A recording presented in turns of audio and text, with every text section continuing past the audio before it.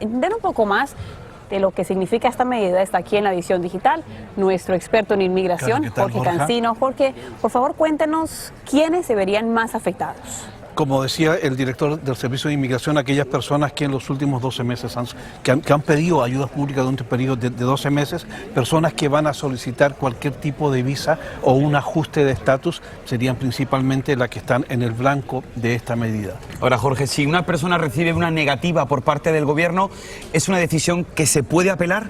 Los abogados están revisando esto. Hay muchas lagunas todavía en la regla final, es bastante larga, están tratando de entender qué va a suceder en caso de una respuesta negativa, si se puede apelar y si la apelación va a permitir entonces que la persona vuelva a solicitar un beneficio público. Esta mañana escuchaba, Jorge, a un abogado de inmigración que se preguntaba algo que tiene mucho sentido a la hora de ir a una entrevista de inmigración y de hacer el trámite.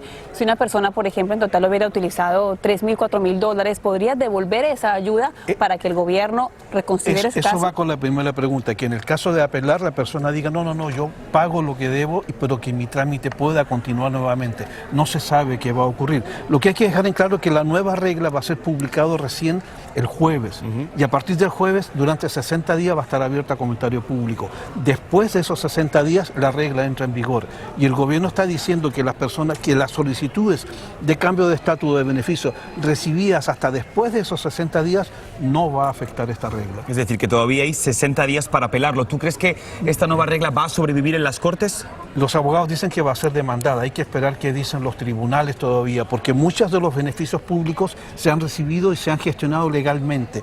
Y también no aclara si es una ayuda o un beneficio público solicitado y otorgado por el Estado o por el gobierno federal. ¿Qué va a pasar en aquellos estados santuarios que dan ayuda a los inmigrantes? Por ejemplo, como California, que Exacto. siempre hasta les da ayuda médica a muchos inmigrantes. Esta es la ley más rigurosa para castigar a la inmigración legal. Legal. Eso es lo que hay que tener en cuenta. Pues a los ciudadanos, dice el gobierno, no les va a afectar esto. Te agradecemos, Jorge, por estar aquí en la edición digital con tantas preguntas que tiene la comunidad en este momento acerca de estos cambios. Y hablamos, como dice Borja, de la inmigración legal no indocumentada, como siempre es el tema de discusión. Muchísimas gracias. Y en nuestra gracias. página tenemos más información sobre el tema. Univisionnoticias.com. Gracias, Jorge. Gracias.